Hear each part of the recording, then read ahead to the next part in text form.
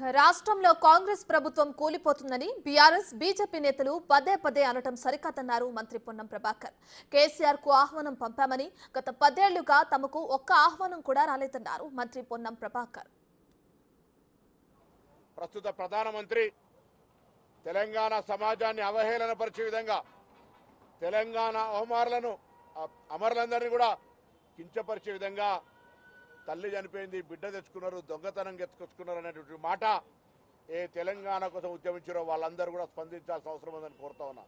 ఈనాటి ప్రధాని స్వయంగా పార్లమెంటు వేదికగా తెలంగాణను అవమానపరిస్తే తెలంగాణ ఉద్యమకారులుగా బాధపడతా ఉన్నాం. తెలంగాణ ప్రజలందరూ కూడా ఈ అంశాన్ని సీరియస్గా తీసుకోవాల్సిన అవసరం ఉంది అనే మాట ఈ సందర్భంగా ఆవిర్భావ దినోత్సవం సందర్భంగా జ్ఞాపకం చేస్తా ఉన్నాం.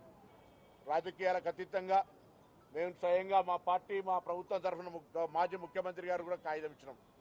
మాకెప్పుడు 10 ఏళ్ళ ఆహ్వానాలు రాలే. తెలంగాణ బిడ్డలమే, మాజీ పార్లమెంట్ సభ్యులుగా ఉండొచ్చు, ఇంకోటి ఉండొచ్చు. ఇలా మాజీ ముఖ్యమంత్రి అయినా మర్యాదగా వారిని కూడా గౌరవించాలని ఆహ్వానం పంపినాం. తెలంగాణ రాష్ట్ర ఏర్పాటు అనేటువంటిది ఇంతకుముందు చెప్పినట్టుగా అందరి భాగస్వామ్యం కాబట్టి, అధికారంలో కాంగ్రెస్ పార్టీ ప్రజల ఆకాంక్ష కొరకు వచ్చింది కాబట్టి తెలంగాణ వేడుకలు మనందరి యొక్క జన్మదినము రాష్ట్ర జన్మదినంగా జరుపుకునే సందర్భం లోపల అందరూ సంతోషంగా భాగస్వాములు కావాలి. రాష్ట్ర సాధన కోసం ఎంతో మంది ప్రాణాలు కోల్పోయారన్నారు మంత్రి జూపల్లి కృష్ణారావు. అమరవీరుల ఆకాంక్షలకు భిన్నంగా బీఆర్ఎస్ 10 ఏళ్ల పాలన కొనసాగిందన్నారు. తెలంగాణ రాష్ట్ర సాధన కోసం వందలాది మంది బిడ్డలు ప్రాణత్యాగాలు అర్పించారో వాళ్ళు కూడా అందరిలాగా బతికేవాళ్లే. కానీ మా వచ్చిన తెలంగాణ మా చావుల ద్వారా తెలంగాణ రావాలి, వచ్చిన తెలంగాణ గొప్ప తెలంగాణగా ఏర్పడాలనేది వాళ్ళ యొక్క ఆకాంక్ష.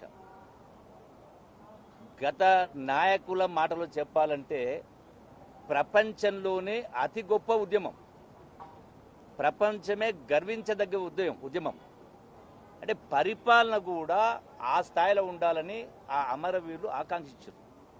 దానికి భిన్నంగా పరిపాలన జరిగింది కాబట్టే గడిచిన 10 సంవత్సరాల కాలంలో